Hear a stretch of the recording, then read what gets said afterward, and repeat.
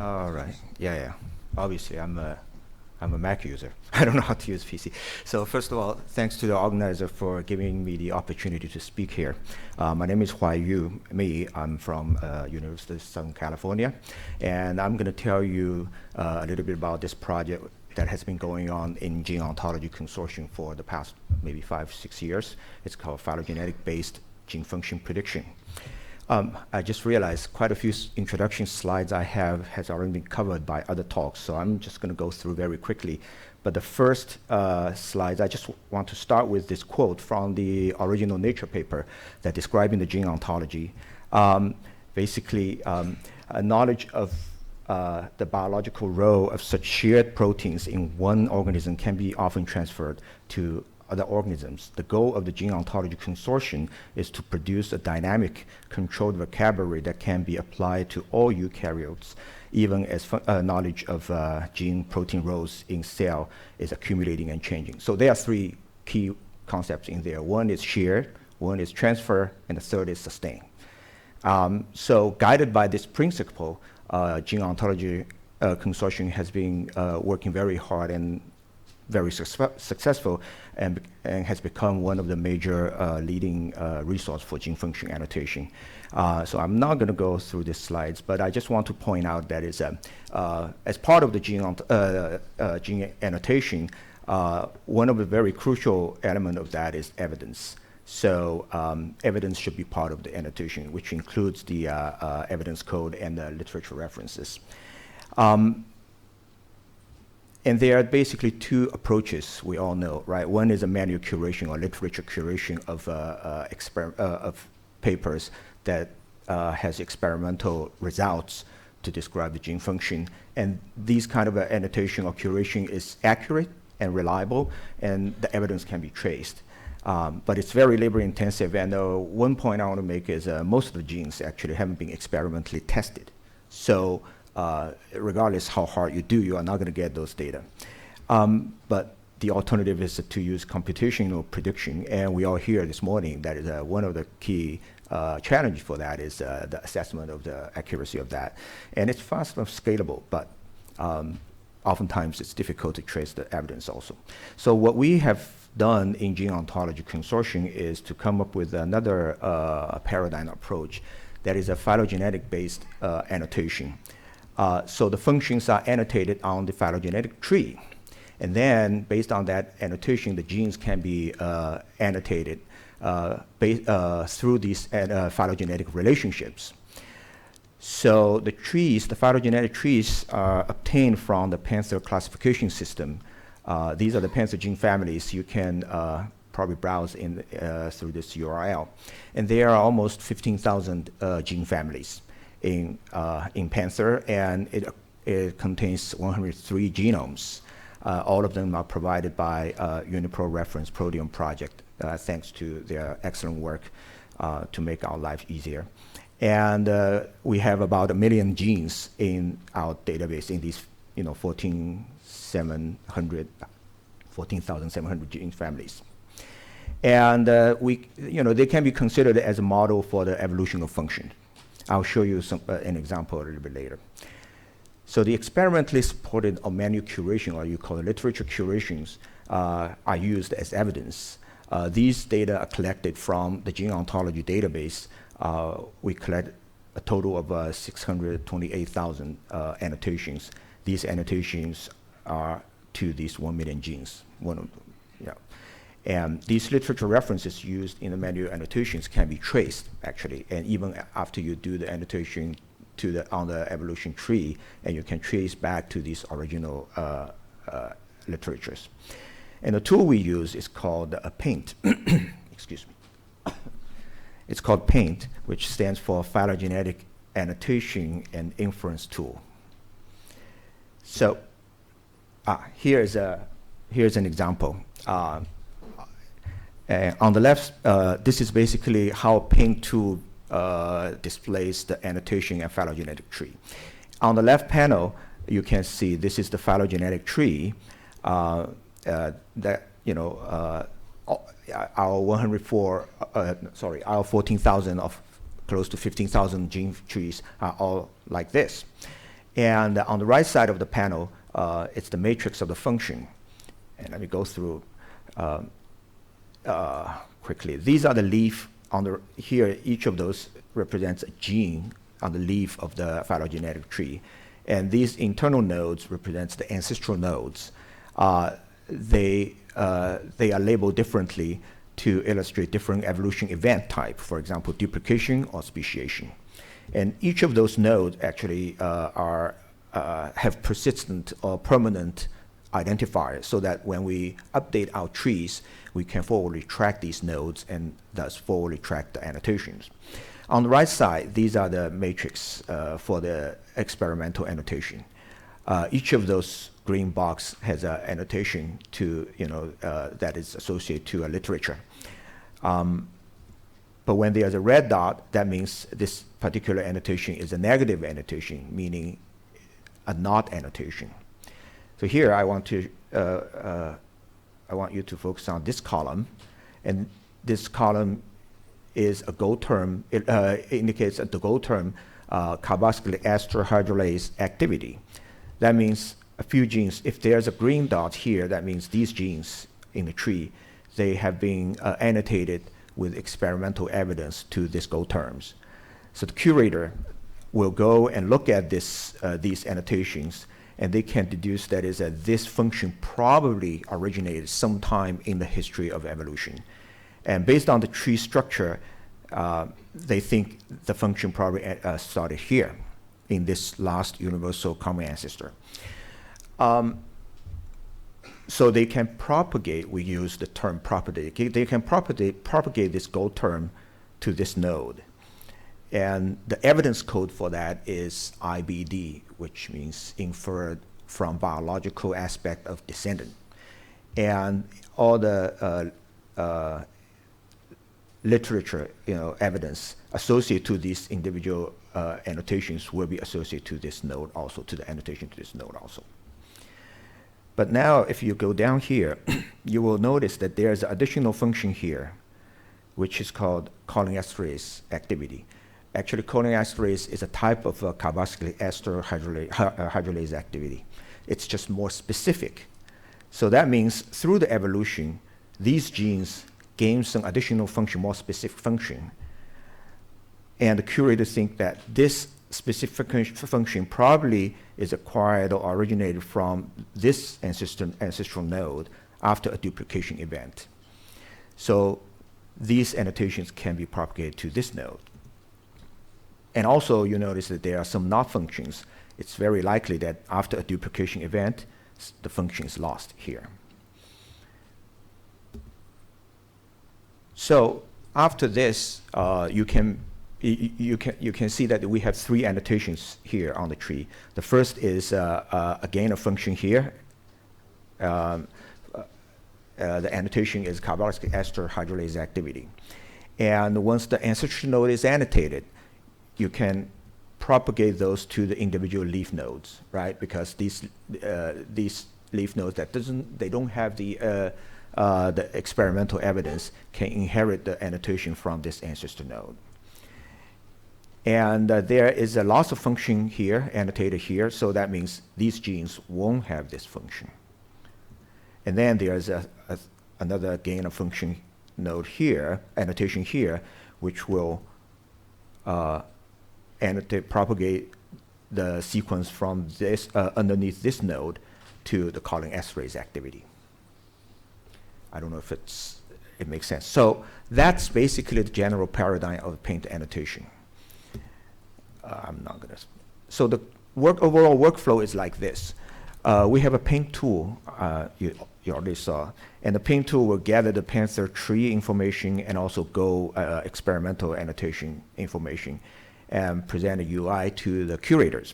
And the curator will make an annotation to the ancestral node, and then the paint tool will propagate these annotations to the leaf to annotate individual sequences. And these annotations will be released to the Go database. And then through the time, we have almost monthly Go annotation, because there are new Go experimental annotations released. We are going to incorporate those, and annually we'll have an update on the tree. So those will be incorporated with the existing paint annotation, and then we have the updated paint annotation, and those will be released regularly on a monthly basis. Okay, so where we are right now. Currently, we have gone through 4,200 gene families, which covers about 450,000 genes in these families. And among these genes, there are about 188,000 total experimental annotations.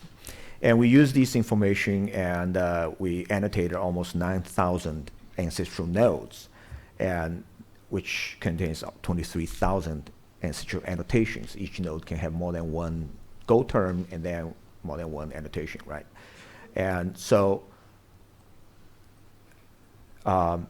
that's basically the take-home message. That is, we have, we have gone through these processes, and the key part of that is we have to capture all the evidences from these from the leaf experimental evidence and assign those to these ancestral annotation. And the next question is where do the evidence come from? Of course, I mentioned to you, these are from the experimental annotation, and this is a busy slide, and I just want to point out a couple of things. One is this column shows, the third column shows the percent of our contribution of experimental annotations that are used as evidence. So for all the paint evidences, you can see like a quarter of those evidences are from literature curation in human genes, and about 2/3 are from these 4 organisms. And I think 95% of the literature annotations are from model organism database curation efforts. So that's huge, actually, to us, and very helpful. I would like to thank all the model organism and their curation efforts. But I also want to point out on the 4th column that is the percent of experimental annotations used as evidence. And you can see, for human, only a quarter of those terms are used as evidence. That means people think evolutionarily you can propagate them to the ancestral nodes. And the highest is actually from E. coli annotation. It's 45%. We looked through all these different terms that are not propagated. There are various different reasons. I would be happy to discuss with you in my poster. But the main reason is, it was pointed out earlier, that is some of the very high-level generic terms like protein binding or nucleus. Some of those terms that are not very has very low biological content, and also a few other examples like there are system terms, system biological processes, like we see annotations like transcription factors annotated to muscle contraction. So of course, it's downstream there, it affects some kind of muscle contraction, but people think this is not something that they can propagate evolutionarily conserved. And others are like in cellular component, you find a lot of proteins are annotated to endoplasmic reticulum. But what we think we want to annotate is the terms that where the function is performed, not where the protein is observed. So that's the difference. So that's why the curators actually, they are selectively only propagate certain cellular component term, not all of them. So you can see that is about 1/3 of the cellular component and molecular function terms are used as evidence, but very small, like 1/6 of the biological process terms are used. Most of the terms that are not used are more system level or very high generic level of biological process terms. Okay, now, so how many genes we actually can predict?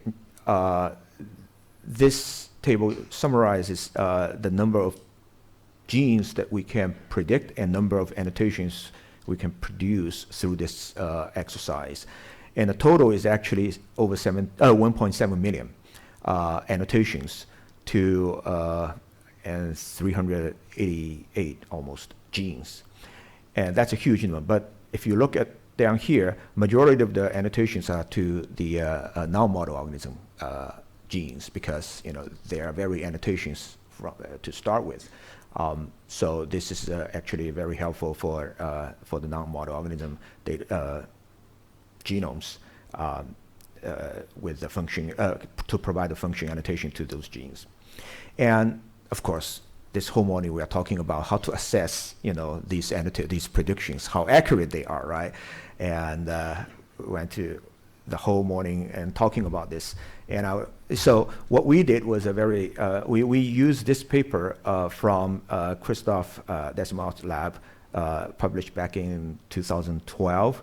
It's assessment of computationally inferred annotations in gene ontology. It's very simple. It's basically very similar also to some of the stuff described this morning in the CAFA effort. That is, we took the electronic annotation or predicted annotations, and then we look at the experimental annotations later and see how they get confirmed later, right? But we do it a little bit more simple-mindedly, and we only use a binary mechanism that is it's predicted or not predicted. So what we do is let me show you this slide. So if we have a new experimental annotation, the term is the same as the paint annotation, or it's a shallower annotation. That means to a more general term. Then we consider it's predicted. Otherwise, we don't consider I know it's very simple-minded, but we are still working on that. Hopefully, we can work with the CAFA and on this also. So, but you can see it's not bad, the number that can be predicted through the last few years. And this is the data from April 2017. It's pretty decent. So we believe that our approach is good. But we still are working on that, especially for the tree topology and things like that, in order to improve the prediction. So finally, if I have time, I just want to mention very briefly, with all these, people will ask, can you use an automated way to do such kind of prediction? We don't know. We are investigating. There are two projects going on. One is by Haimin Tang, who is a PhD student in Paul Thomas's lab at USC, and he used a logistic regression model to make this kind of prediction, and he incorporated a lot of the informations in there, including the type of event like duplication and branch length, and also lack of evidence of paralogs and stuff like that. And also, he used the taxon constraint, which turns out to be crucial. That is how you can incorporate the taxon constraint information into the phylogenetic tree in order to predict when the function, where the function can start. So we are still evaluating this method. And the second method is being developed by George Vega-Young, a staff scientist working in the Duncan Thomas's lab at USC in biostats division. And he is trying to use the peeling algorithm to calculate the likelihood of a goal term to be assigned to the gene. Of course, again, use the experimental annotation and phylogenetic tree information. He developed a R package called a Philo in this GitHub repository, and we are currently also testing this model on our entire 14,000 actually phylogenetic trees. In conclusion, using gene tree and Go annotation, the Go consortium has modeled functional gains and losses events in 4,200 gene families. Over 1.7 million annotations to almost 390,000 genes have been added, and many resulting function predictions were subsequently confirmed, right? And we are developing a computational method to approximate the process automatically. I just want to thank Susie Lewis, who actually is the main developer on the paint tool, with help from Anusha Muruganujan of USC. And we have a lot of curators participated in this effort, and 4 of them did the lion's share of the work. Pascal Godet, Mark Furman from Swiss Institute of Bioinformatics, Karen Christie from NGI, and Donghui Li from TER. They did a majority of the work. And of course, the project is, Paul Thomas is involved in every aspect of this project. this is a more comprehensive list of the people I would like to acknowledge, especially the Go PIs who support this, this effort, and also the funding agency from NIH and NSF. Thanks.